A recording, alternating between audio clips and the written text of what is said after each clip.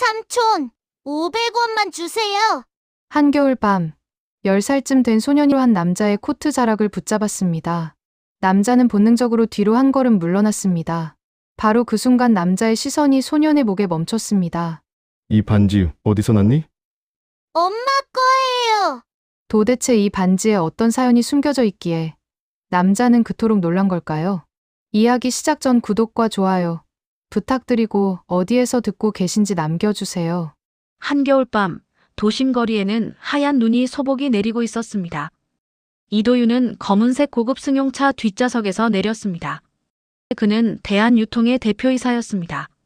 오늘도 하루 종일 이사회와 기자회견으로 정신없이 바쁜 하루를 보냈습니다. 차 안에서 나오자마자 차가운 바람이 얼굴을 때렸습니다. 도윤은 눈을 찌푸렸습니다. 회장님, 조심히 들어가십시오. 운전기사 장비서가 조심스럽게 인사를 건넸습니다. 오늘 회의 때문에 머리가 터질 것 같네. 내일 오전 일정은 뭐였지?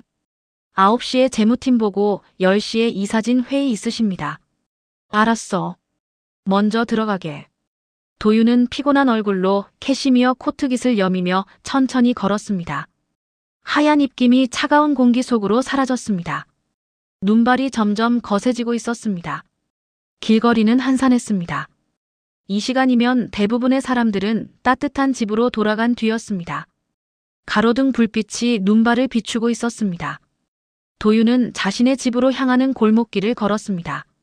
10년 동안 이 길을 걸어왔지만 오늘따라 유난히 길게 느껴졌습니다. 내일 이사회에서 도연이가 또 뭐라고 할까? 동생 도연과의 관계가 요즘 들어 더욱 삐걱거렸습니다. 후계 문제로 미묘한 신경전이 이어지고 있었습니다. 그때였습니다. 삼촌, 돈 좀 주세요. 엄마가 아파요. 갑자기 작은 목소리가 들려왔습니다. 도윤이 고개를 돌리자 점퍼를 입은 10살쯤 돼 보이는 소년이 서 있었습니다. 아이의 얼굴은 추위에 빨갛게 얼어 있었고 낡은 운동화에는 눈이 젖어 들어가 있었습니다. 운동화 밑창이 거의 다 닳아 있었습니다. 점퍼도 너무 작아서 팔이 밖으로 삐져나와 있었습니다. 바지는 무릎 부분이 해져서 피부가 비쳐 보였습니다. 삼촌, 제발요, 엄마가 많이 아파요. 병원에 가야 하는데. 소녀는 떨리는 손으로 도윤의 코트 자락을 붙잡았습니다. 작은 손이 얼음장처럼 차가웠습니다. 도윤은 본능적으로 뒤로 한 걸음 물러났습니다. 거리에서 구걸하는 아이들을 여러 번 봤지만 이렇게 가까이 다가온 건 처음이었습니다. 손 떼지 마. 차갑고 냉랭한 목소리가 나왔습니다. 소년의 눈가에 눈물이 그렁그렁 맺혔습니다. 아이는 입술을 깨물며 고개를 떨구었습니다. 작은 어깨가 떨렸습니다. 도윤은 지갑에서 몇 장의 지폐를 꺼내려다가 멈췄습니다. 또 사기일지도 몰라. 요즘 이런 식으로 동정심을 이용하는 사람들이 많다는 뉴스를 본 적이 있었습니다. 바로 그 순간이었습니다. 도윤의 시선이 소년의 목에 꽂혔습니다. 낡은 끈으로 만든 목걸이에 뭔가 달려 있었습니다. 눈발 속에서도 희미하게 빛나는 금속 반지였습니다. 도윤의 심장이 세차게 뛰기 시작했습니다. 가로등 불빛 아래에서 그 반지가 또렷하게 보였습니다. 문양까지 선명했습니다. 가문의 문장이 새겨진 그 반지였습니다. 그 반지를 알고 있었습니다. 아니, 너무나 잘 알고 있었습니다. 10년 전 그가 사랑했던 여자에게 건넸던 바로 그 반지였습니다. 이 가문에 대대로 내려오던 유일한 유물이었습니다. 그럴 리가 설마. 도윤의 손이 떨렸습니다. 이 반지 어디서 났니? 도윤은 무릎을 꿇었습니다. 목소리가 떨렸습니다. 차가운 눈발이 그의 얼굴을 때렸지만 느껴지지 않았습니다. 무릎이 차가운 눈 위에 닿았지만 신경 쓰이지 않았습니다. 엄마 거예요. 손가락이 안 맞아서 제가 목에 걸었어요. 소년이 떨리는 목소리로 대답했습니다. 도윤의 머릿속에 10년 전 장면이 스쳐 지나갔습니다. 화사하게 웃으며 반지를 받아들던 그녀의 얼굴이었습니다. 언젠가 정식으로 청혼할 거야. 그때 자신이 했던 약속이 귓가에 맴돌았습니다. 내 엄마 이름이 뭐니? 정아은이요. 그 이름을 듣는 순간 도윤의 온몸이 굳어버렸습니다. 시간이 멈춘 것 같았습니다. 엄마가 어디 있니? 도윤이 소년의 어깨를 붙잡았습니다. 목소리에 다급함이 묻어났습니다. 소년은 떨리는 손가락으로 저 멀리 눈밭을 가리켰습니다. 저기요, 저기 쓰러져 계세요. 아까부터 안 일어나셔요. 제가 흔들어도. 도윤이 고개를 돌렸습니다. 눈이 소복이 쌓인 거리 한복판에 누군가 쓰러져 있었습니다. 여인의 가느다란 실루엣이 하얀 눈 속에 반쯤 파묻혀 있었습니다. 검은 머리카락이 눈 위에 흩어져 있었습니다. 하은. 도윤은 미친 듯이 달리기 시작했습니다. 코트가 펄럭이고 구두가 눈 위를 미끄러졌지만 멈추지 않았습니다. 심장이 터질 듯 뛰었습니다. 숨이 가빠졌습니다. 제발 제발 아니길. 도윤은 중얼거리며 달렸습니다. 쓰러진 여인 앞에 무릎을 꿇었습니다. 창백한 얼굴, 파랗게 질린 입술이었습니다. 눈 위에 드러난 손은 얼음처럼 차가웠습니다. 손가락 끝이 파래져 있었습니다. 정하은. 10년 만에 부르는 이름이었습니다. 얼어붙은 그녀의 이마에 손을 댔습니다. 뜨거운 열이 느껴졌습니다. 고열로 온몸이 불덩이처럼 달아올라 있었습니다. 하은아, 정신 차려. 눈 좀 떠봐. 도윤의 목소리가 떨렸습니다. 하지만 그녀는 눈을 뜨지 않았습니다.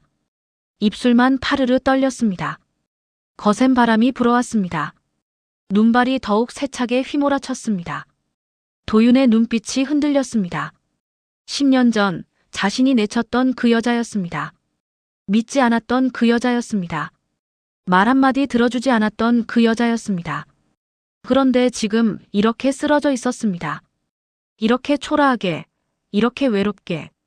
내가 이 사람을 이렇게 만든 건가? 도윤의 가슴이 무너져 내렸습니다. 도윤은 떨리는 손으로 그녀를 안아 올렸습니다. 너무 가벼웠습니다. 10년 전 그녀보다 훨씬 더 가벼웠습니다. 뼈만 앙상하게 남은 것 같았습니다. 소년이 울먹이며 뛰어왔습니다. 엄마, 엄마, 일어나요. 제발요. 아이의 작은 손이 어머니의 차가운 손을 흔들었습니다. 눈물이 볼을 타고 흘러내렸습니다. 괜찮아. 내가 병원에 데려갈게. 내 엄마, 내가 꼭 살릴게. 도윤은 소년을 바라보며 단호하게 말했습니다. 눈보라 속에서 세 사람의 그림자가 희미하게 흔들리고 있었습니다. 10년 만의 재회였습니다. 눈 내리는 겨울밤, 운명의 톱니바퀴가 다시 돌아가기 시작했습니다. 도윤은 떨리는 손으로 주머니에서 휴대전화를 꺼냈습니다. 장비서, 지금 당장 구급차를 불러. 빨리. 목소리가 급했습니다. 평소의 침착한 모습은 온데간데 없었습니다. 회장님, 무슨 일이십니까? 지금 설명할 시간 없어. 내 위치 확인해서 구급차 바로 보내. 가장 가까운 병원으로. 전화를 끄는 도윤은 자신의 코트를 벗었습니다. 그리고 쓰러진 하은의 몸 위에 조심스럽게 덮어주었습니다. 캐시미어 코트가 눈에 젖어 들어갔지만 상관없었습니다. 엄마, 일어나요. 제발요. 소년이 어머니의 손을 붙잡고 흔들었습니다. 아이의 작은 손이 파랗게 얼어 있었습니다. 도윤은 하은의 이마에 손을 대보았습니다. 뜨겁게 달아오른 열기가 손바닥으로 전해졌습니다. 40도는 넘는 고열이었습니다. 버텨. 제발 조금만 버텨. 도윤은 나지막이 속삭였습니다. 하은의 얼굴을 자세히 들여다보았습니다. 10년 전보다 훨씬 야위었습니다. 광대뼈가 도드라져 보였고 뺨은 움푹 들어가 있었습니다. 눈 밑에는 깊은 그림자가 드리워져 있었습니다. 이 사람이 얼마나 힘들게 살았을까. 도윤의 눈시울이 뜨거워졌습니다. 멀리서 사이렌 소리가 들려왔습니다.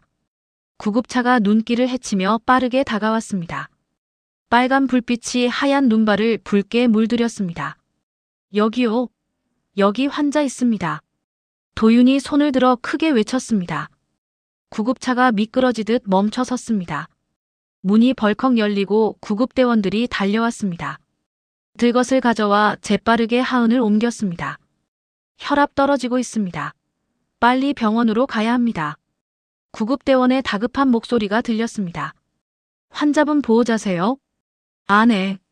도윤이 얼떨결에 대답했습니다. 같이 타세요. 아이도요. 도윤은 소년의 손을 붙잡았습니다. 나랑 같이 가자. 엄마 곁에 있어야지. 저도 타도 돼요? 소년이 눈물 범벅이 된 얼굴로 물었습니다. 구급차를 타본 적이 없는 듯 했습니다. 당연하지. 어서 타. 도윤은 소년의 손을 잡고 구급차에 올랐습니다. 구급차 안은 좁았습니다. 도윤은 들건 옆 작은 의자에 앉았고 소년은 그의 옆에 바짝 붙어 앉았습니다. 구급대원이 하은의 팔에 링거를 꽂았습니다. 산소 마스크를 씌웠습니다. 혈압을 재고 체온을 쟀습니다. 체온 39.8도. 혈압 90에 60. 맥박 약해지고 있습니다. 구급대원이 무전기로 병원에 연락했습니다. 엄마, 괜찮을 거죠? 죽는 건 아니죠? 소년이 떨리는 목소리로 물었습니다. 작은 손으로 어머니의 손을 꼭 잡고 있었습니다. 괜찮을 거야. 의사 선생님들이 꼭 살려주실 거야. 도윤은 아이의 머리를 쓰다듬어 주었습니다. 소년의 머리카락이 눈에 젖어 있었습니다. 옷에서는 찬바람에 오래 노출된 냄새가 났습니다. 아이, 밥은 먹었니? 도윤이 물었습니다. 소년은 고개를 저었습니다. 엄마가 아파서 오늘 못 먹었어요. 어제도 그저께도. 더 이상 말을 잇지 못했습니다. 도윤의 가슴이 찢어지는 것 같았습니다. 구급차가 병원에 도착했습니다. 응급실 문이 벌컥 열리고 의료진들이 우르르 달려나왔습니다. 30대 후반 여성 고열과 쇼크 증세. 맥박 약하고 혈압 낮습니다. 구급대원이 외쳤습니다. 들것이 복도를 따라 빠르게 움직였습니다. 도윤과 소년이 그 뒤를 따라 뛰었습니다.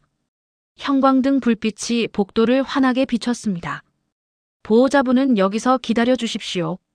간호사가 손을 들어 막았습니다. 도윤은 멈춰 섰습니다.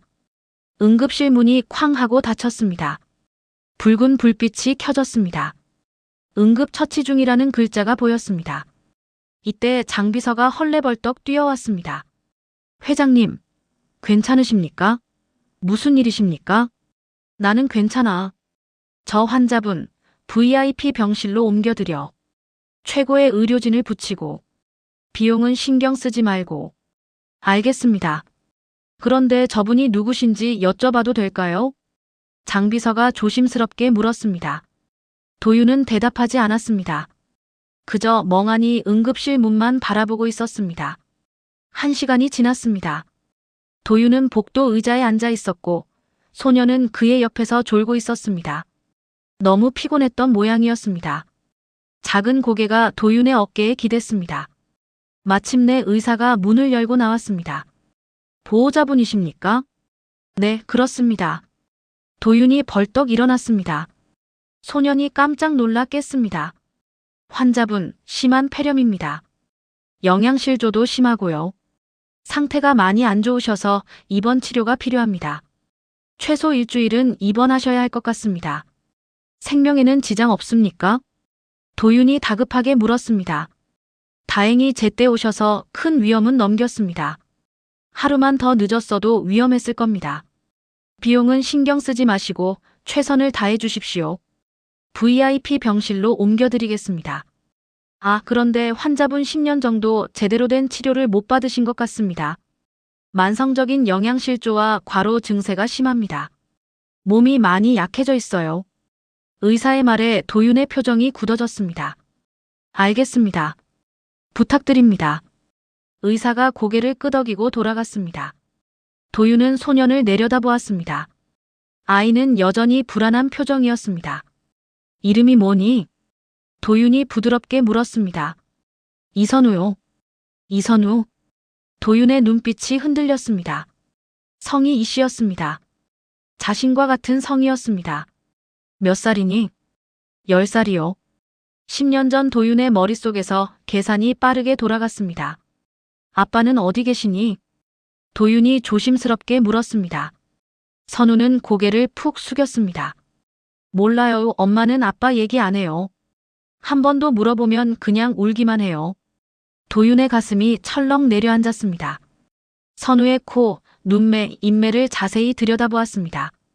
턱을 괸 때 손가락 모양까지 유심히 보았습니다. 낯설지 않았습니다.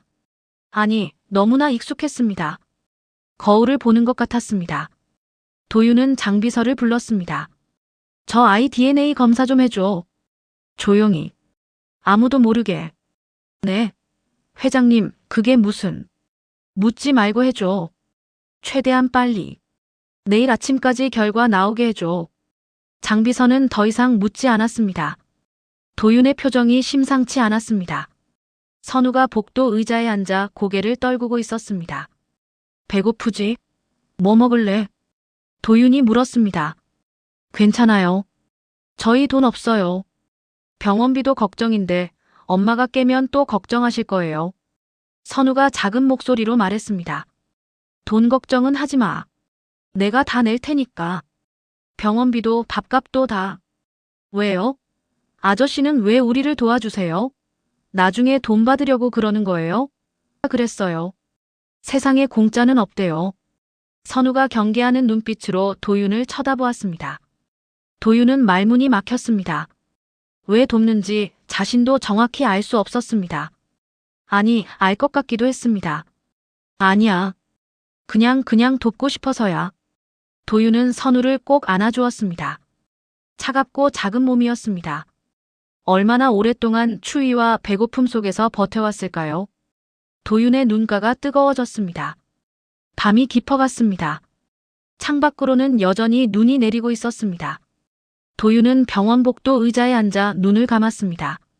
선우는 그의 옆에서 곤히 잠들어 있었습니다. 작은 코에서 규칙적인 숨소리가 들렸습니다. 도윤의 머릿속에 10년 전 기억이 떠올랐습니다. 그때는 모든 게 행복했었습니다. 회사 옥상이었습니다. 점심시간이면 도윤과 하은은 그곳에서 도시락을 나눠 먹곤 했었죠. 서울 하늘이 한눈에 내려다 보이는 그곳이 두 사람만의 특별한 공간이었습니다.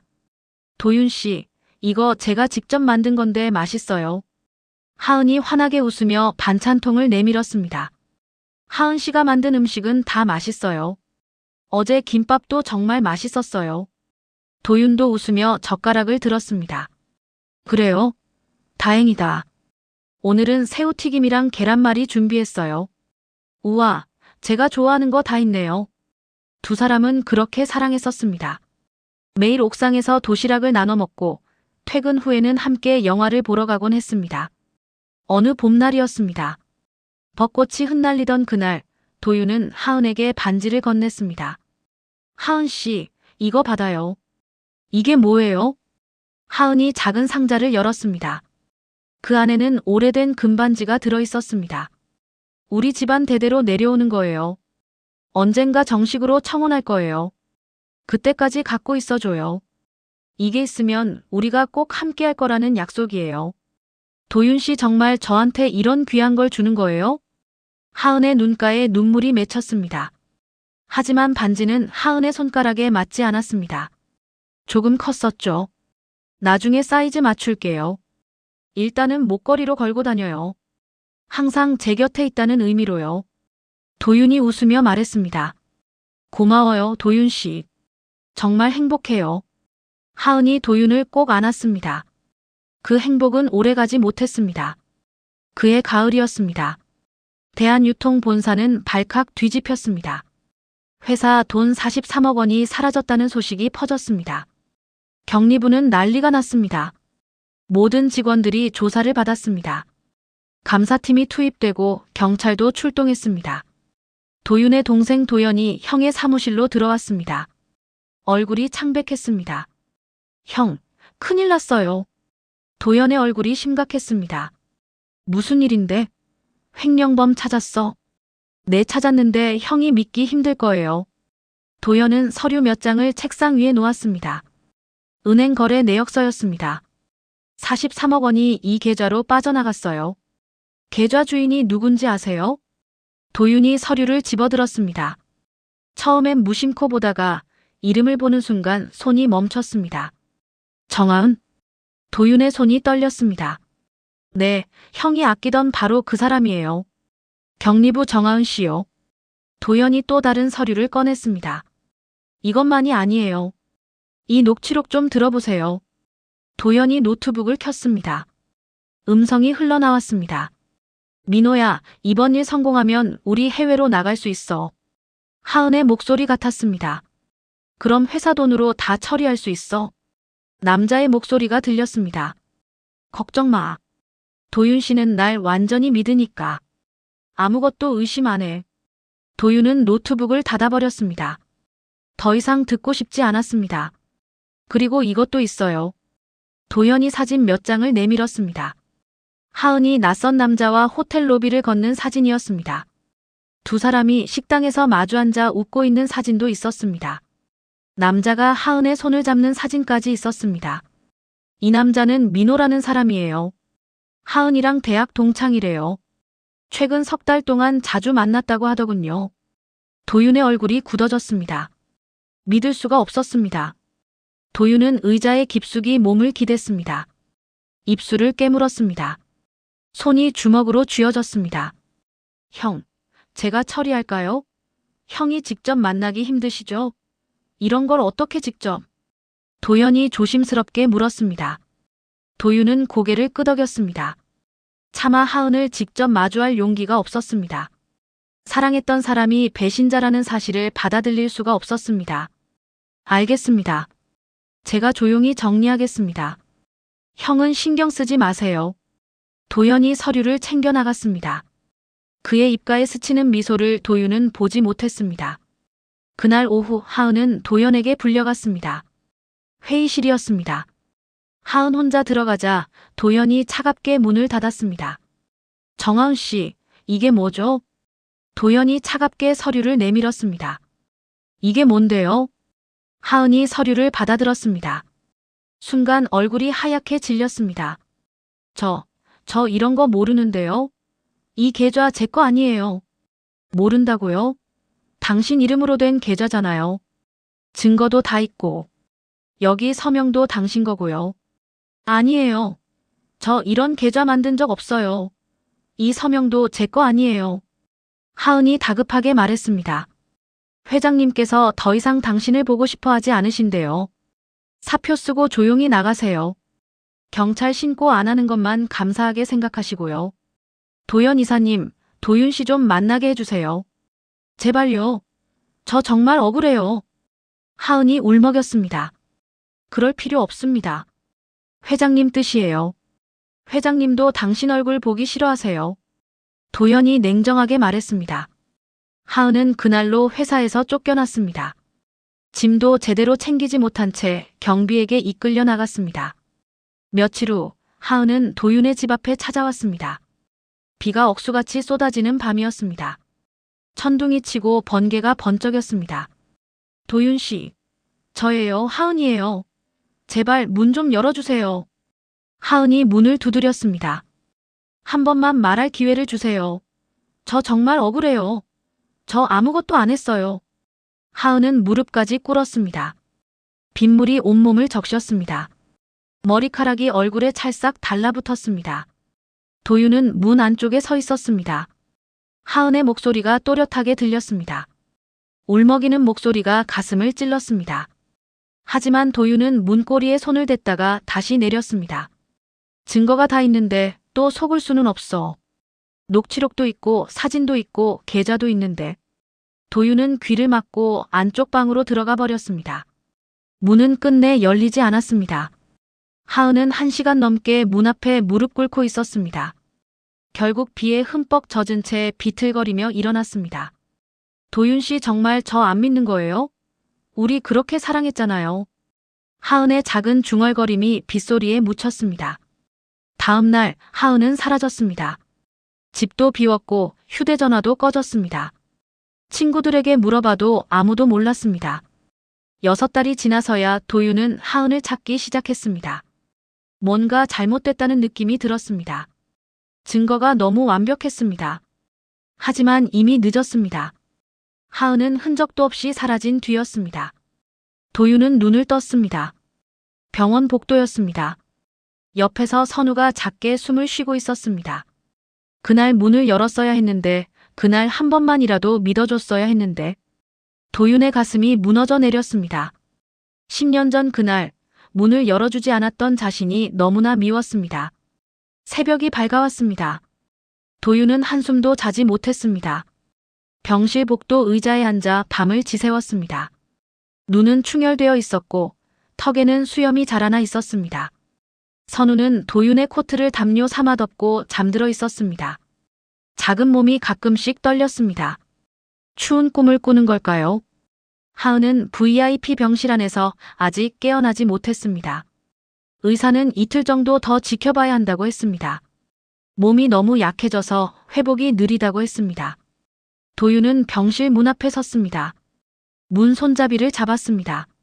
하지만 들어갈 수가 없었습니다. 10년 만에 어떤 얼굴로 들어가지? 뭐라고 말하지?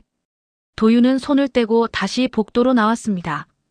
유리창 너머로 하은의 모습이 보였습니다. 창백한 얼굴로 누워있는 모습이었습니다. 아저씨, 안 주무셨어요? 선우가 눈을 비비며 일어났습니다. 응, 괜찮아. 너는 잘 잤니? 네, 그런데 목이 아파요. 엄마는요? 선우가 걱정스러운 얼굴로 물었습니다. 의사 선생님이 곧 좋아지실 거래. 조금만 기다리자. 도윤이 선우의 머리를 쓰다듬었습니다. 배고프지? 뭐 먹을래? 아저씨는요? 아저씨도 안 주무셨잖아요. 나도 먹어야지. 같이 먹자. 도윤은 선우의 손을 잡고 병원 구내식당으로 갔습니다. 아침 일찍이라 식당은 한산했습니다. 샌드위치와 우유를 사서 테이블에 앉았습니다. 선우는 샌드위치를 천천히 먹었습니다. 오랜만에 먹는 따뜻한 음식인 듯 했습니다. 한 입 한 입 소중하게 씹었습니다. 맛있니?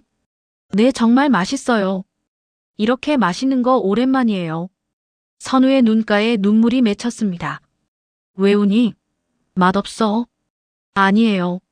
너무 맛있어서요. 엄마랑 이렇게 먹은 지 정말 오래됐거든요. 엄마는 맨날 저만 먹으라고 했어요. 선우가 눈물을 닦았습니다. 도윤의 가슴이 먹먹해졌습니다. 아저씨, 우리 엄마는 항상 저한테만 먹으라고 했어요. 자기는 배부르다고 했는데 사실 배고팠던 것 같아요. 밤에 배소리 나는 거 들었어요. 엄마는 아프면서도 항상 웃었어요. 저 걱정할까 봐요. 엄마가 울 때는 항상 제가 안 보는 데서 울었어요. 근데 저 다 알아요. 선우가 말을 이었습니다. 도윤은 말을 잇지 못했습니다. 목이 메었습니다. 샌드위치가 목으로 넘어가지 않았습니다. 아저씨는 왜 우리 엄마를 아세요? 선우가 갑자기 물었습니다. 도윤은 잠시 망설였습니다. 옛날에 같이 일했어. 그럼 친구예요? 응, 그런 거야. 도윤은 얼버무렸습니다. 선우는 더 이상 묻지 않았습니다.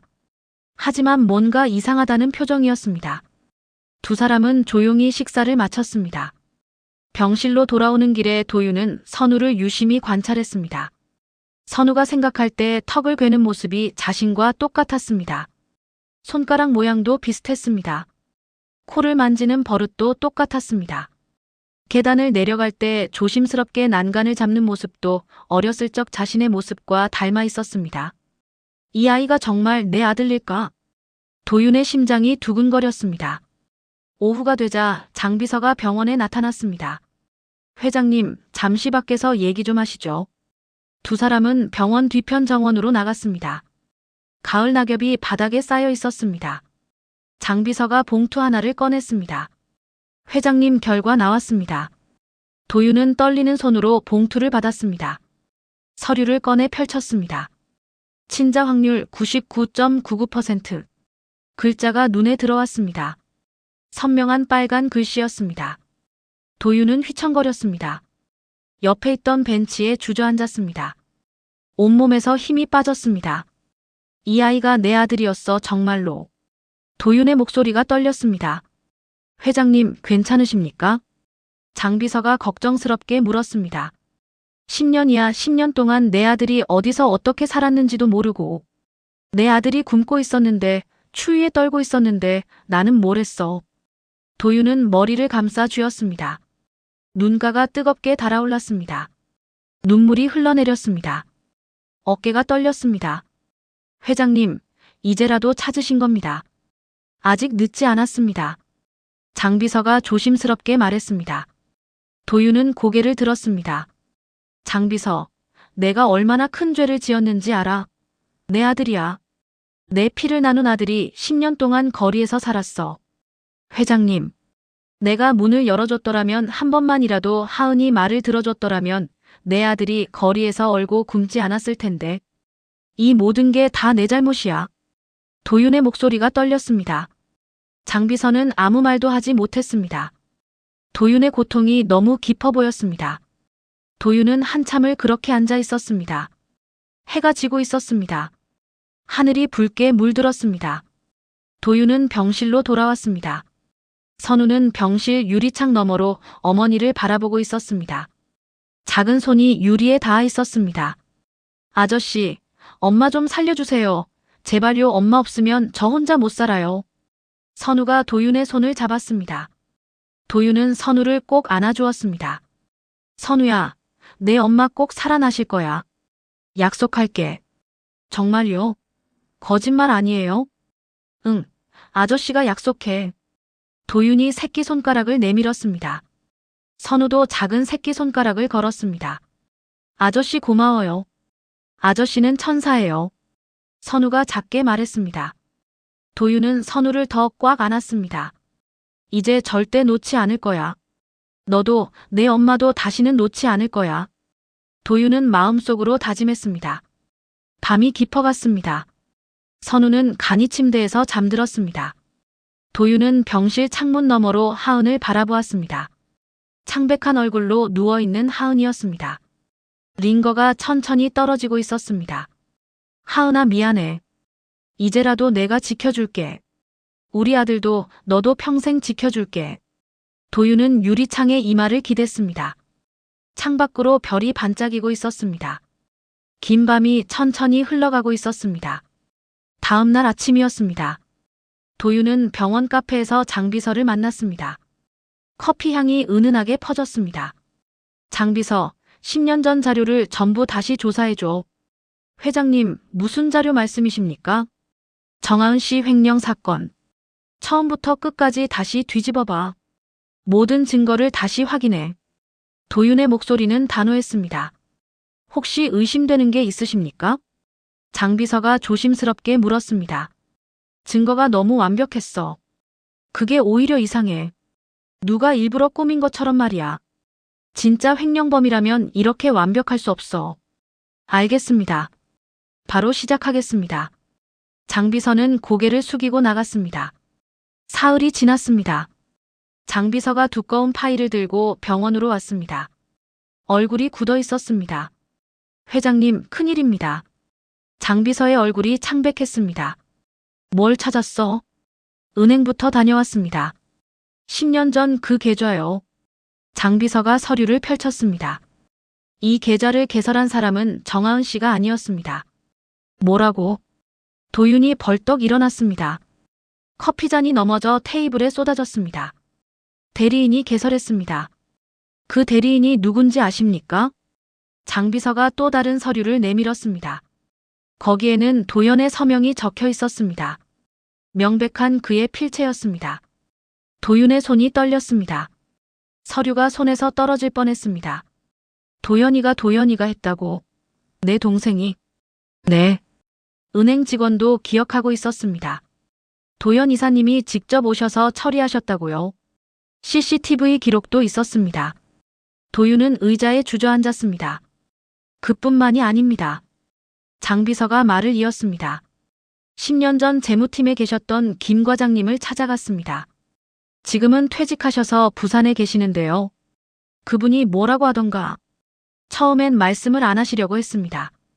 겁을 내시더군요. 그런데 제가 사정사정해서 겨우 들었습니다. 장비서가 녹음기를 꺼냈습니다. 직접 들어보십시오.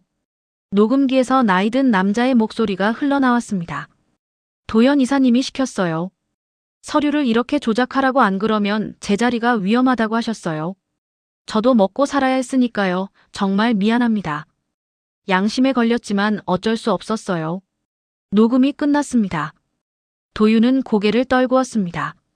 주먹이 부들부들 떨렸습니다. 민호라는 사람도 찾았습니다. 장비서가 노트북을 꺼냈습니다. 출국 기록을 확인했더니 10년 전 바로 그날 밤에 출국했습니다.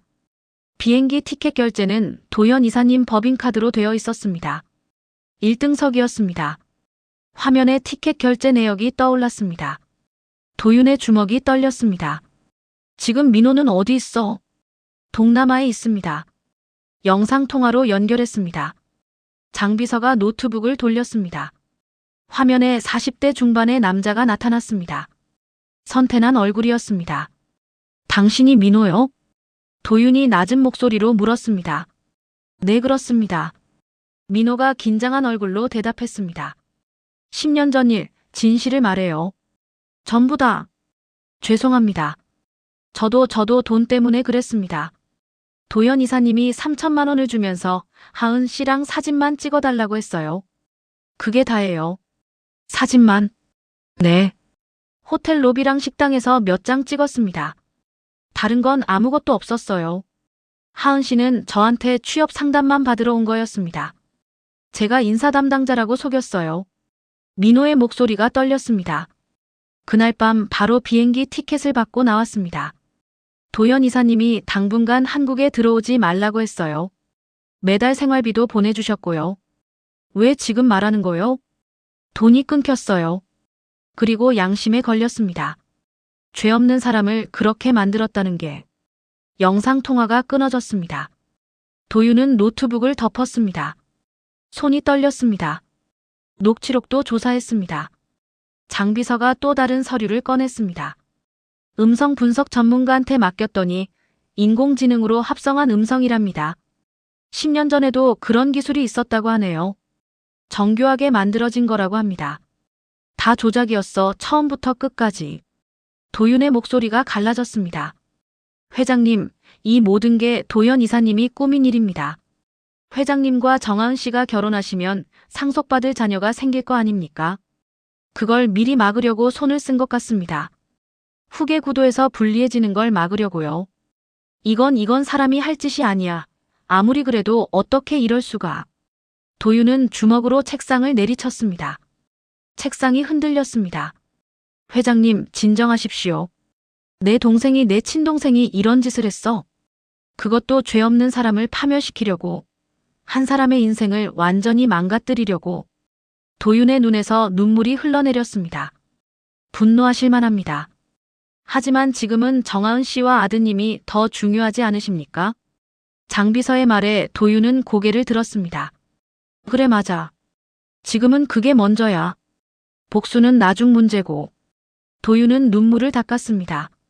장비서, 증거 전부 정리해줘. 법적으로 문제없게. 변호사도 붙이고. 무엇을 하실 겁니까? 기자회견을 할 거야. 모든 진실을 밝힐 거야. 세상에 다 알릴 거야. 도윤의 목소리는 단호했습니다. 도현 이사님과는 어떻게 하실 겁니까? 동생이 아니야. 이제 남이야. 법의 심판을 받게 할 거야. 도윤은 창밖을 바라보았습니다. 10년 전 내가 저지른 잘못을 바로잡을 거야. 하은이한테도 선우한테도 진실을 말해야 해. 세상에도 알려야 해. 알겠습니다. 준비하겠습니다. 장비서가 고개를 숙였습니다. 도윤은 병실 창문 너머로 하은을 바라보았습니다. 조금만 기다려. 내가 내 억울함을 꼭 풀어줄게. 세상에 네가 결백하다는 걸 증명해줄게. 도윤은 마음속으로 속삭였습니다. 사흘 후 기자회견 날짜가 잡혔습니다. 도윤은 선우에게 조용히 말했습니다. 선우야, 곧 큰일이 벌어질 거야. 무슨 일이에요? 무서운 일이에요? 무서워하지 마. 아저씨가 다 해결할 거니까. 좋은 일이야. 도윤은 선우의 머리를 쓰다듬었습니다. 폭풍 전야였습니다. 그날 오후였습니다. 하은이 천천히 눈을 떴습니다. 하얀 천장이 보였습니다. 낯선 곳이었습니다. 어디서 들어본 소독약 냄새가 났습니다. 여기가 어디지? 하은은 천천히 고개를 돌렸습니다. 고급스러운 병실이었습니다.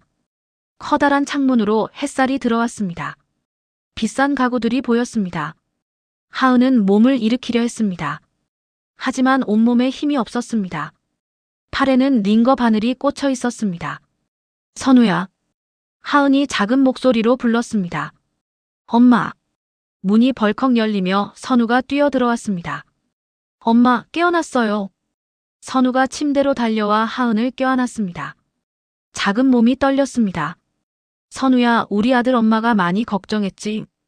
하은은 아들을 꼭 안았습니다. 눈물이 주르르 흘러내렸습니다. 엄마 아프지? 괜찮아. 많이 아팠어요? 응, 이제 괜찮아.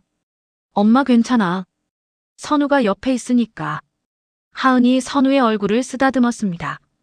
그때 하은의 시선이 선우의 목에 걸린 목걸이로 향했습니다. 반지였습니다. 10년 전 도윤에게서 받았던 그 반지였습니다. 선우야, 여기가 어디니? 우리 어떻게 된 거야? 마지막 기억이 길에서 쓰러진 것밖에. 엄마가 쓰러졌어요. 그런데 한 아저씨가 우리를 병원에 데려다 줬어요. 아저씨? 하은의 얼굴이 굳어졌습니다. 응, 되게 좋은 분이야. 밥도 사주고 병원비도 다 내주셨어. 엄마 살려주셨어. 바로 그때 병실 문이 천천히 열렸습니다. 도윤이 들어왔습니다. 하은의 온몸이 얼어붙었습니다. 숨이 멎는 것 같았습니다. 하은 씨 깨어났군요. 도윤이 조심스럽게 말했습니다. 하은은 도윤을 멍하니 바라보았습니다. 10년 전 그날 밤이 떠올랐습니다. 비가 억수같이 쏟아지던 밤이었습니다. 하은은 도윤의 집 문 앞에 무릎 꿇고 있었습니다. 도윤 씨, 제발 문 좀 열어주세요. 한 번만 말할 기회를 주세요. 하지만 문은 끝내 열리지 않았습니다. 아무리 울어도 아무리 빌어도 그 기억이 생생하게 되살아났습니다. 왜 오셨어요? 하은의 목소리가 떨렸습니다. 하은 씨, 나 이제 와서 왜 절 찾으시려는 거죠? 10년이 지났는데. 하은이 이불을 꽉 쥐었습니다. 도윤은 한 걸음 다가갔습니다. 하은 씨, 내가 진실을 알았어요. 모든 게 오해였어요. 조작이었어요. 오해요? 하은이 쓴웃음을 지었습니다. 당신은 제 말을 한마디도 들으려 하지 않았어요. 저 정말 억울했는데. 하은 씨, 한 번만 들어달라고 했는데 당신은 문을 열어주지 않았죠. 그날 밤 얼마나 추웠는지 아세요? 하은의 눈에서 눈물이 흘러내렸습니다. 도윤은 입술을 깨물었습니다. 할 말이 없었습니다. 변명의 여지가 없었습니다. 당신이 무슨 자격으로 여기 있어요? 10년 전 저를. 하은은 말을 잇지 못했습니다. 미안해요, 하은 씨. 정말 미안해요. 내가 잘못했어요. 도윤의 목소리도 떨렸습니다. 미안하다고요? 10년이에요, 10년. 그 세월을 미안하다는 말로 다 갚을 수 있을 것 같아요? 하은이 소리쳤습니다. 선우가 놀라서 엄마와 도윤을 번갈아 보았습니다. 엄마, 이 아저씨 나쁜 사람 아니에요. 우리 도와주셨어요. 엄마 살려주셨다고요. 선우야, 넌 몰라. 넌 아무것도 몰라. 하은이 아들을 꼭 안았습니다. 하은 씨, 제발 한 번만 기회를 주세요. 내가 잘못했어요. 모든 게 내 잘못이에요. 도윤이 한 걸음 더 다가갔습니다. 가까이 오지 마세요. 하은이 손을 내저었습니다. 당장 나가요. 다시는 우리 앞에 나타나지 마세요. 제발요. 하은 씨, 나가라고요. 당신 얼굴 보기 싫어요. 하은의 목소리가 떨렸습니다. 도윤은 그 자리에 멈춰 섰습니다. 하은의 눈빛이 너무나 차갑고 단호했습니다. 증오와 배신감으로 가득했습니다. 알겠어요. 하지만 나중에 꼭 다시 올게요. 설명할 게 있어요. 도윤은 천천히 몸을 돌렸습니다. 문을 나서는 도윤의 뒷모습을 하은은 말없이 바라보았습니다. 문이 닫혔습니다. 도윤은 복도에 주저앉았습니다. 하은아, 미안해, 정말 미안해. 도윤의 눈에서 눈물이 흘러내렸습니다. 병실 안에서는 하은이 베개에 얼굴을 묻고 울고 있었습니다. 10년간 억눌렀던 감정이 폭발했습니다. 엄마, 왜 울어요? 아저씨 좋은 분인데 우리 도와주셨잖아요. 선우가 엄마의 등을 쓰다듬었습니다. 선우야, 엄마가 미안해. 엄마가 너한테 너무 힘든 삶을 살게 했지? 아니에요. 엄마랑 있으면 행복했어요. 진짜예요. 선우가 엄마를 꼭 안았습니다. 울지 마요, 엄마. 내가 지켜줄게. 내가 엄마 지킬 거예요. 10살 아들의 작은 위로가 하은의 가슴을 더욱 아프게 했습니다. 하은은 아들을 더 꽉 안았습니다. 복도에서는 의사가 도윤에게 다가왔습니다. 보호자분이시죠? 네, 그렇습니다. 도윤이 일어섰습니다. 환자분, 아직 안정을 취해야 합니다. 너무 흥분하시면 안 돼요. 몸이 많이 약해져 있어서 조심해야 합니다. 알겠습니다. 제가 물러나겠습니다. 도윤은 고개를 숙였습니다. 창밖으로 해가 지고 있었습니다. 하늘이 붉게 물들었습니다. 도윤은 복도 끝 의자에 앉아 하염없이 병실 문만 바라보았습니다. 10년 전 잘못이 이렇게 크게 돌아온 것이었습니다. 하지만 도윤은 포기하지 않을 작정이었습니다. 기다릴게, 하은아. 네가 마음을 열 때까지 얼마나 걸리든 기다릴게. 도윤은 마음속으로 다짐했습니다. 긴 밤이 시작되고 있었습니다. 이틀이 지났습니다. 도윤은 대한유통 본사 기자실에 섰습니다. 수십 명의 기자들이 카메라를 들이대고 있었습니다. 플래시가 끊임없이 터졌습니다. 도윤은 거울 앞에서 넥타이를 매다가 손을 멈췄습니다. 손이 떨렸습니다. 회장님, 준비되셨습니까? 장비서가 조심스럽게 물었습니다. 응. 이제 가야지. 더 이상 미룰 수 없어. 도윤은 깊게 숨을 들이마셨습니다. 기자실 문이 열렸습니다. 플래시 세례가 쏟아졌습니다. 기자들의 웅성거림이 들렸습니다. 도윤은 단상에 섰습니다. 마이크 앞에 섰습니다. 대한유통 대표이사 이도윤입니다. 오늘 여러분께 중대한 발표를 하려고 이 자리에 섰습니다. 기자들이 숨을 죽였습니다. 10년 전 저는 한 사람을 의심했습니다. 사랑하는 사람을 의심했습니다. 도윤의 목소리가 떨렸습니다. 정하은 씨. 그분은 무죄입니다. 횡령도 배임도 그 어떤 죄도 없습니다. 완전히 결백합니다. 기자실이 술렁거리기 시작했습니다. 모든 것은 조작된 음모였습니다. 누군가 일부러 꾸민 계획이었습니다. 치밀하게 짜인 음모였습니다. 도윤은 서류 뭉치를 들어올렸습니다. 여기 모든 증거가 있습니다. 은행 계좌는 대리인이 개설했고 녹취록은 인공지능으로 합성한 것이었으며 사진은 돈을 주고 찍게 한 것이었습니다. 누가 그런 짓을 한 겁니까? 한 기자가 소리쳤습니다. 도윤은 잠시 입술을 깨물었습니다. 이 순간이 가장 힘들었습니다. 제 친동생입니다. 이도연 이사입니다. 기자실이 발칵 뒤집혔습니다. 플래시가 미친 듯이 터졌습니다. 이도연 이사는 후계 구도에서 정하은 씨를 제거하기 위해 이 모든 일을 꾸몄습니다. 저와 정하은 씨가 결혼하면 상속받을 자녀가 생길 것을 미리 막으려 했던 겁니다. 카메라 플래시가 더욱 거세게 터졌습니다. 회장실에서는 도연이 TV를 보고 있었습니다. 얼굴이 하얗게 질렸습니다. 손이 떨렸습니다. 형이 미쳤어. 왜 저러는 거야? 도연이 리모컨을 집어던졌습니다. 리모컨이 벽에 부딪혀 깨졌습니다. 기자회견장에서는 도윤의 고백이 계속되고 있었습니다. 저는 10년 동안 무고한 사람을 의심하며 살았습니다. 그분이 문 앞에 무릎 꿇고 사정할 때도 문을 열어주지 않았습니다. 빗속에서 무릎 꿇고 있는데도 외면했습니다. 도윤의 눈가가 붉어졌습니다. 그 결과 제 아들이 10년 동안 거리에서 추위와 굶주림 속에 자랐습니다. 제대로 된 집도 없이 따뜻한 밥도 못 먹으며 자랐습니다. 아들이라고요? 기자들이 웅성거렸습니다. 네, 저에게는 10살 된 아들이 있습니다. 이선우. 제 친자입니다. 도윤은 DNA 검사 결과지를 들어보였습니다.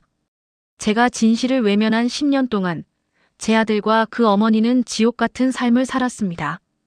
이 모든 게 제 잘못입니다. 도윤의 목소리가 떨렸습니다. 눈물이 볼을 타고 흘러내렸습니다. 병원 VIP 병실에서는 하은이 침대에 앉아 TV를 보고 있었습니다.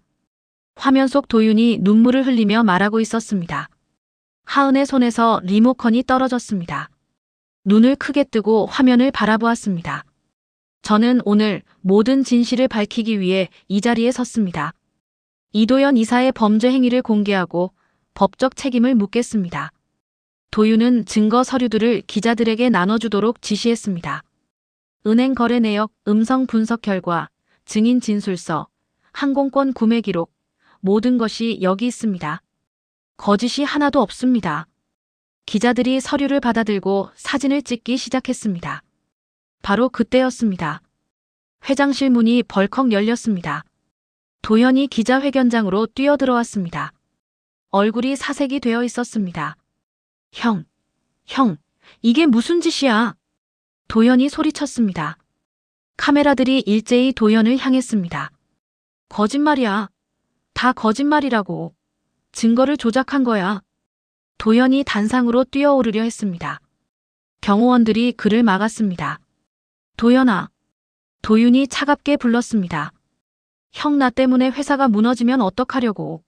주가가 폭락할 거야. 회사? 지금 회사 얘기를 해. 도윤의 목소리가 낮아졌습니다. 내 아들이 거리에서 컸어. 10년 동안 추위에 떨고 굶주리며 컸다고. 네가 저지른 짓 때문에 죄 없는 사람의 인생을 완전히 망가뜨렸어. 형, 나도 어쩔 수 없었어. 후계자 자리를 지키려면 너는 이제 내 동생이 아니야. 법정에서 보자. 도윤은 고개를 돌렸습니다. 도현은 그 자리에 주저앉았습니다. 모든 게 끝났습니다. 카메라들이 쉴 새 없이 플래시를 터뜨렸습니다. 도윤은 다시 마이크 앞에 섰습니다. 저는 정하은 씨와 제 아들에게 사과할 기회를 달라고 부탁드립니다. 10년 동안 저지른 제 죄를 평생 갚겠습니다. 무릎 꿇고 용서를 빌겠습니다. 도윤은 깊게 고개를 숙였습니다. 기자회견이 끝났습니다. 뉴스 속보가 터졌습니다. 대한유통 형제 갈등, 10년 전 누명 사건 진실 밝혀져. 재벌과 후계 다툼, 무고한 여성 인생 파탄. 이도현 이사, 횡령 조작 혐의. 인터넷에서는 댓글이 폭발했습니다. 정하은 씨 너무 불쌍하다. 이도현 처벌해야 한다. 10년 동안 아이 키우느라 얼마나 힘들었을까. 대한유통 주가는 폭락했습니다. 거래가 정지될 정도였습니다. 이사회는 긴급회의를 소집했습니다. 병실에서 하은은 TV를 껐습니다. 눈물이 멈추지 않았습니다. 10년 만에 자신의 결백이 증명되는 순간이었습니다. 하지만 마음은 복잡했습니다. 기쁨과 분노와 슬픔이 뒤섞여 있었습니다. 선우가 엄마 옆에 앉았습니다. 엄마, 괜찮아요? 왜 우세요? 하은은 아들을 꼭 안았습니다.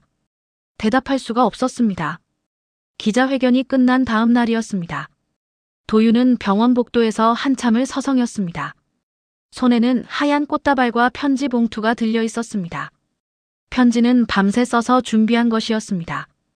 병실 문 앞에 섰지만 쉽게 들어갈 수가 없었습니다. 들어가실 거예요?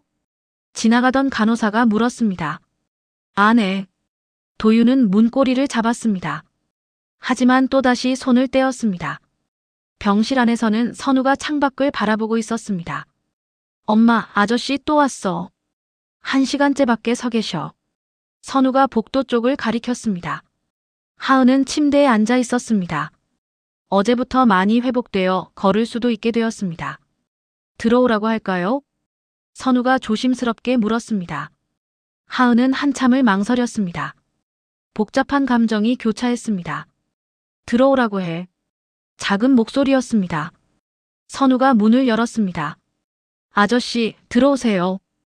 도윤이 천천히 병실로 들어왔습니다. 조심스러운 발걸음이었습니다. 하은과 눈이 마주쳤습니다. 도윤은 고개를 숙였습니다. 하은 씨와도 될까요? 앉으세요. 하은이 침대 옆 의자를 가리켰습니다. 도윤은 조심스럽게 의자에 앉았습니다. 꽃다발을 테이블에 놓았습니다. 기자회견 봤어요. 하은이 먼저 말을 꺼냈습니다. 그래요. 10년 만에 제 결백이 증명됐네요. TV에서요. 하은의 목소리가 떨렸습니다. 하은 씨, 정말 미안해요. 그동안 얼마나 미안하다는 말 10년 동안 듣고 싶었어요. 하은이 도윤을 똑바로 바라보았습니다. 10년 동안 매일 당신을 원망했어요. 매일 밤 잠들기 전에 당신 얼굴이 떠올랐어요. 하은의 눈에서 눈물이 흘러내렸습니다. 당신은 제 말을 한마디도 들어주지 않았어요. 제가 얼마나 울부짖었는데, 문 앞에서 무릎 꿇고 빌었는데. 할 말이 없어요. 다 내 잘못이었어요.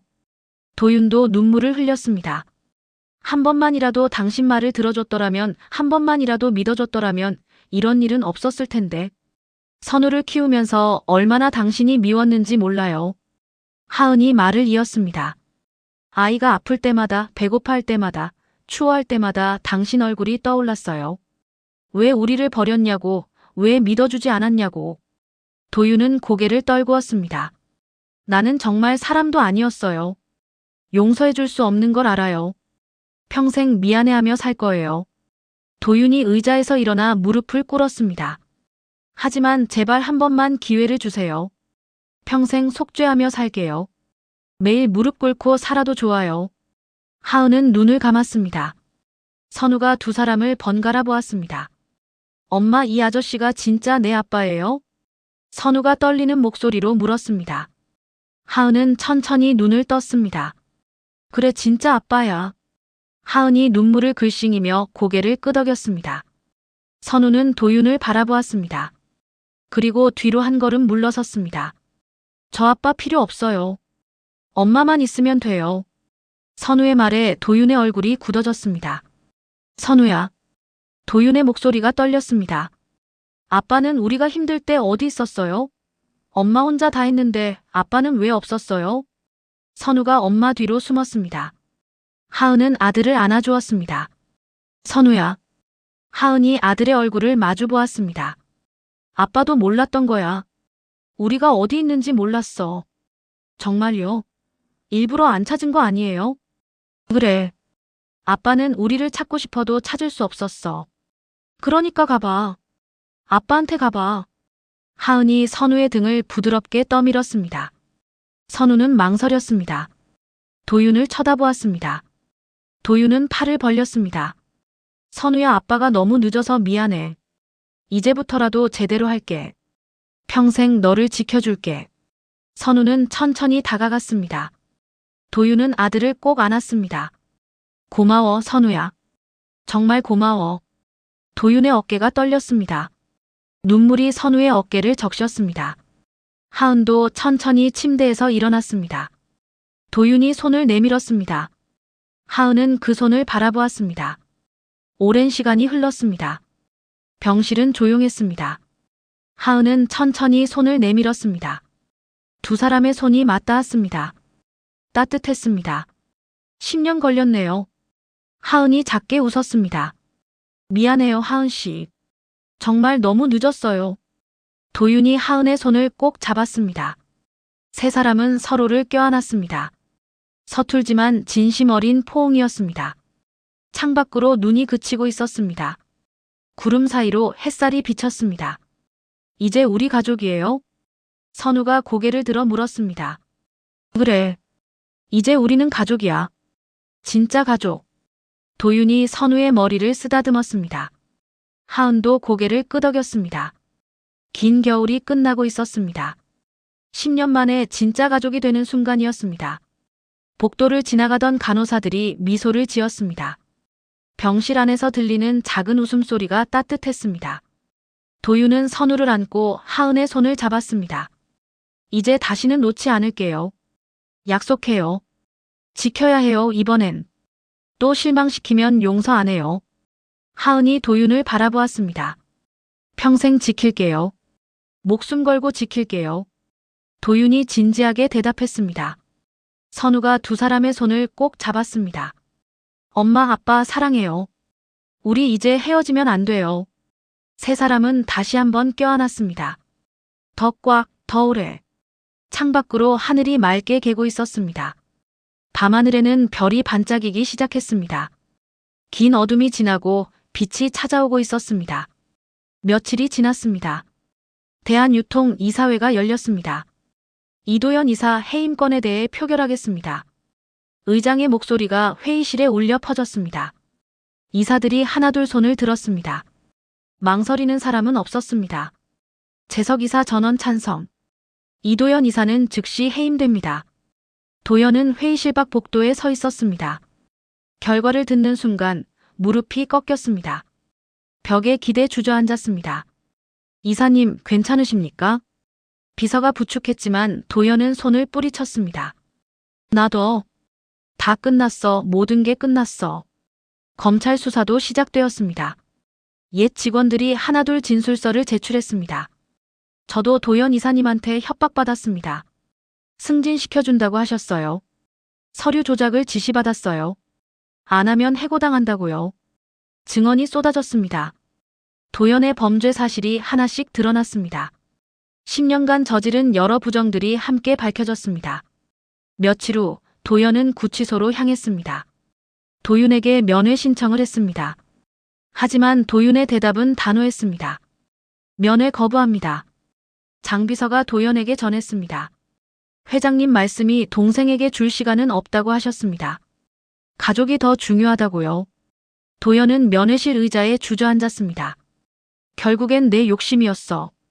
상속을 받으려는 욕심형을 이기려는 욕심. 도연의 쓸쓸한 독백이 빈 면회실에 메아리 쳤습니다. 같은 시간 병원에서는 하은의 퇴원 준비가 한창이었습니다. 엄마, 이제 진짜 나가요? 정말요? 선우가 신이 나서 물었습니다. 응, 의사 선생님이 이제 괜찮대. 집에 가도 된대. 하은이 미소 지으며 짐을 챙겼습니다. 도윤이 병실 문을 열고 들어왔습니다. 퇴원 준비 다 됐어요? 거의 다 됐어요. 짐이 별로 없어서요. 하은이 고개를 끄덕였습니다.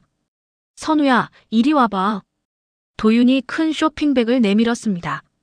뭐예요? 선우가 눈을 반짝였습니다. 내 옷이야. 새 옷. 엄마 것도 있어. 선우가 가방을 열어보았습니다. 따뜻한 겨울 점퍼, 새 운동화, 깨끗한 바지와 티셔츠가 들어있었습니다. 하은 것도 함께 있었습니다. 와, 진짜 제 거예요? 이렇게 많이요? 당연하지. 우리 아들 거야. 사이즈 맞을 거야. 도윤이 선우의 머리를 쓰다듬었습니다. 선우는 새 옷을 꼭 안았습니다. 눈물이 핑 돌았습니다. 고마워요. 아빠 진짜 고마워요. 처음으로 아빠라고 불렀습니다. 자연스럽게 진심으로. 도윤의 눈가도 붉어졌습니다. 우리 이제 집에 가자. 집이요? 우리 집 있어요? 선우가 고개를 갸우뚱했습니다. 응. 우리 집. 새로운 집. 따뜻한 집. 도윤이 차 키를 꺼냈습니다. 병원을 나서는 세 사람의 모습이 따뜻했습니다. 선우는 새 옷을 입고 도윤과 하은 사이에서 손을 잡고 걸었습니다. 차는 한강이 보이는 아파트 단지로 향했습니다. 여기에요? 정말 여기요? 하은이 놀라서 물었습니다. 응. 여기서 살면 어떨까 해서. 학교도 가깝고. 엘리베이터를 타고 15층에 도착했습니다. 도윤이 문을 열었습니다. 여기가 우리 집이야? 선우가 입을 떡 벌렸습니다.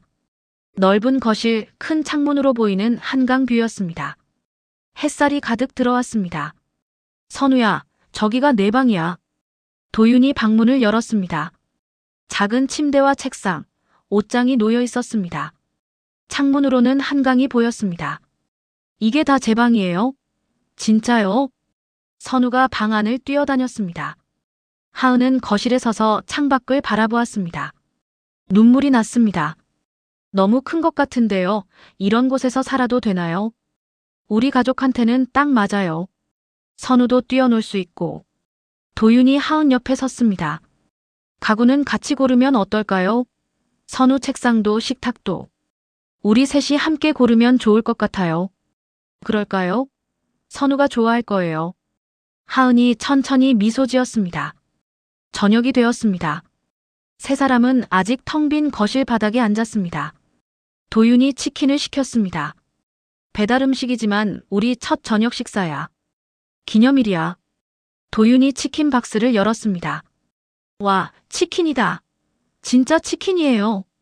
선우가 환호성을 질렀습니다. 선우야, 천천히 먹어. 체하면 안 돼. 하은이 아들 등을 토닥였습니다. 뭐 먹고 싶은 거 있어? 내일부터는 내가 해줄게. 맛있는 거 다 해줄게. 도윤이 선우에게 물었습니다. 잘 모르겠어요. 맛있는 거 별로 안 먹어봐서 치킨도 정말 오랜만이에요. 선우가 고개를 숙였습니다. 하은의 눈가가 촉촉해졌습니다. 이제 먹고 싶은 거 다 먹을 수 있어. 우리 선우. 엄마가 다 해줄게. 하은이 아들을 안았습니다. 엄마, 울지 마요. 이제 행복할 거잖아요. 우리 이제 집도 있고 아빠도 있잖아요. 선우가 엄마의 눈물을 닦아주었습니다. 도윤은 두 사람을 바라보며 다짐했습니다. 평생 지켜줄게. 두 사람 다. 절대 다시는 놓지 않을게. 식사를 마치고 선우는 자기 방으로 갔습니다. 하지만 1시간도 안 돼서 다시 나왔습니다. 엄마 혼자 자는 거 무서워요. 방이 너무 커요. 선우가 눈물을 글썽였습니다. 그럼 우리 같이 자자. 오늘은 다 같이. 도윤이 거실 바닥에 이불을 깔았습니다. 세 사람은 나란히 누웠습니다. 선우가 가운데, 양옆에 도윤과 하은이 누웠습니다. 이제 겨울은 끝났어. 정말 끝났어. 도윤이 천장을 보며 말했습니다. 봄이 오고 있어요. 우리한테도요. 하은이 작게 대답했습니다. 선우는 두 사람 사이에서 편안하게 잠들었습니다. 행복한 표정이었습니다. 도윤과 하은은 서로를 바라보았습니다. 말없이 손을 잡았습니다. 꼭. 긴 겨울이 정말 끝나고 있었습니다. 몇 달이 흘렀습니다. 겨울이 지나고 봄이 찾아왔습니다. 아파트 창밖으로 벚꽃이 피어나기 시작했습니다. 하얀 꽃잎이 바람에 흩날렸습니다. 어느 월요일 아침이었습니다. 선우야, 일어나. 학교 가야지. 도윤이 선우의 방문을 두드렸습니다. 네, 아빠. 벌써 일어났어요. 선우가 눈을 비비며 일어났습니다. 오늘은 선우의 첫 등교일이었습니다. 새 학교, 새 친구들.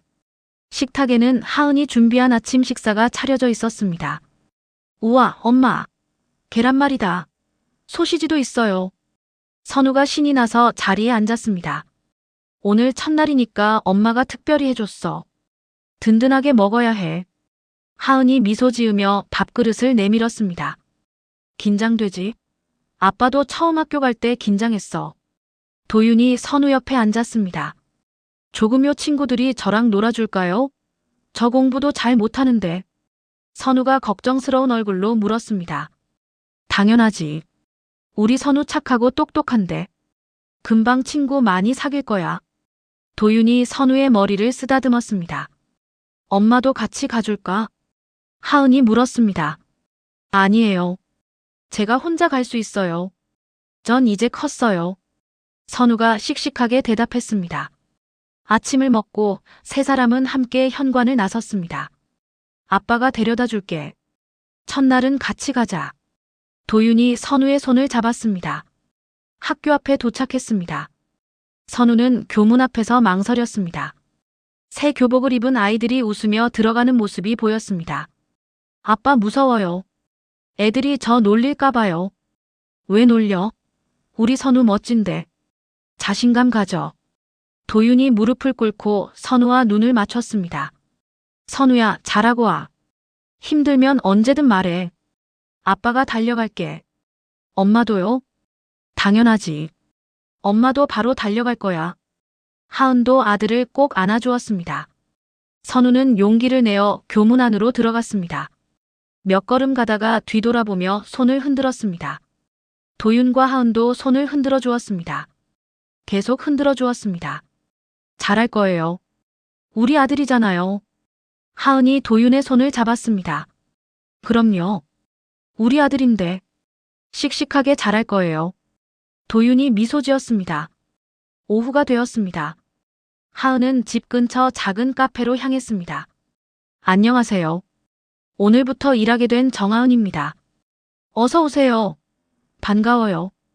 여기 앞치마요. 카페 사장님이 환하게 웃으며 맞아주었습니다.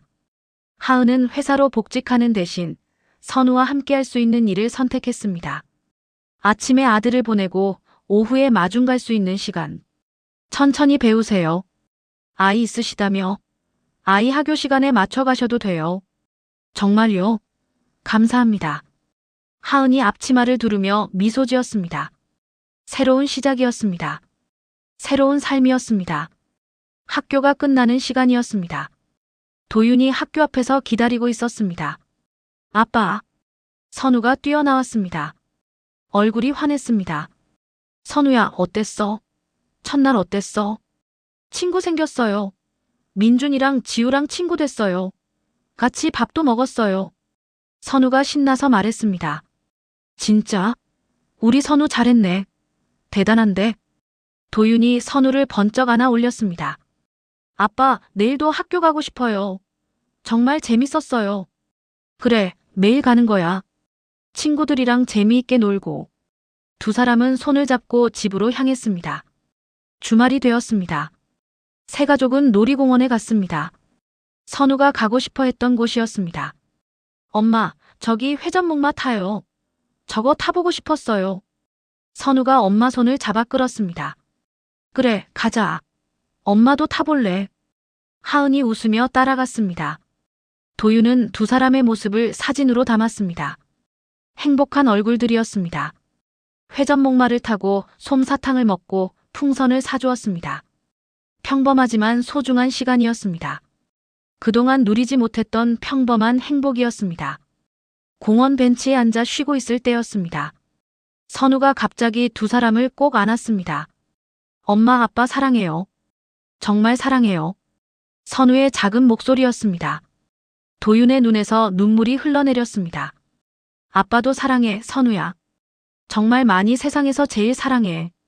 저도 사랑해요, 우리 아들. 엄마 보물이야. 하은도 눈물을 글썽였습니다. 세 사람은 따뜻한 봄 햇살 아래 서로를 껴안았습니다. 오래오래 안고 있었습니다. 저녁 무렵 집으로 돌아왔습니다.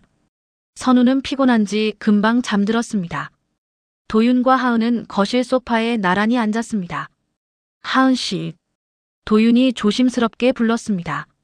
네. 이거 받아줄 수 있을까요? 도윤이 작은 상자를 꺼냈습니다. 하은은 숨을 멈췄습니다. 심장이 빨리 뛰었습니다. 도윤이 무릎을 꿇었습니다. 상자 안에는 10년 전 그 반지가 들어 있었습니다. 선우가 목에 걸고 다니던 바로 그 반지였습니다. 깨끗하게 닦아져 있었습니다. 10년 전에 제대로 못했던 일을 이번엔 제대로 하고 싶어요. 도윤의 목소리가 떨렸습니다. 정하은 씨, 저와 결혼해 주시겠습니까? 평생 당신과 선우를 지키고 싶습니다. 다시는 놓지 않겠습니다. 하은의 눈에서 눈물이 주르르 흘러내렸습니다. 천천히 고개를 끄덕였습니다. 손을 내밀었습니다. 도윤은 반지를 하은의 손가락에 끼워 주었습니다. 이번엔 딱 맞았습니다. 완벽하게 맞았습니다. 감사합니다, 하은 씨. 정말 감사합니다. 도윤이 하은의 손에 입을 맞췄습니다. 두 사람은 오랫동안 껴안았습니다.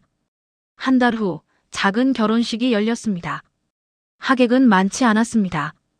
가까운 사람들만 모였습니다. 장비서와 카페 사장님, 선우의 담임 선생님도 왔습니다. 선우가 반지를 들고 앞으로 걸어갔습니다. 새 정장을 입은 모습이 의젓했습니다. 엄마, 아빠, 이거요. 선우가 반지를 건넸습니다. 도윤과 하은은 서로에게 반지를 끼워 주었습니다. 이제 우리 정말 가족이에요? 선우가 물었습니다. 그럼. 진짜 가족이야. 영원히. 도윤이 선우를 안아 올렸습니다. 세 사람은 함께 사진을 찍었습니다. 벚꽃나무 아래에서 활짝 웃는 가족 사진이었습니다. 행복이 가득한 사진이었습니다. 며칠 후 거실벽에 그 사진이 걸렸습니다. 우리 가족 사진이에요, 그죠? 선우가 물었습니다. 그래. 우리 가족의 첫 사진이야. 하은이 아들을 안았습니다. 저녁이 되었습니다. 세 사람은 식탁에 둘러앉았습니다. 도윤이 만든 된장찌개가 김이 모락모락 났습니다. 하은이 만든 김치도 있었습니다. 잘 먹겠습니다. 선우가 크게 외쳤습니다. 아빠, 오늘 학교에서 발표했어요. 우리 가족 이야기요. 진짜? 뭐라고 했어? 우리 가족은 세상에서 제일 행복한 가족이라고요. 선우가 웃으며 말했습니다. 도윤과 하은은 서로를 바라보며 미소 지었습니다. 창밖으로 봄바람이 불어왔습니다. 벚꽃잎이 창가에 살며시 내려앉았습니다. 긴 겨울이 지나고 진짜 봄이 찾아왔습니다. 세 사람의 웃음소리가 집안 가득 퍼졌습니다. 엄마, 아빠, 우리 내일은 뭐해요? 뭐 하고 싶은데? 가족이랑 계속 같이 있고 싶어요. 그게 제일 좋아요. 선우의 말에 도윤과 하은이 아들을 꼭 안았습니다. 진짜 가족이 시작되는 순간이었습니다. 눈 내리던 겨울밤, 운명처럼 만난 세 사람. 이제는 봄 햇살 아래에서 함께 웃고 있었습니다.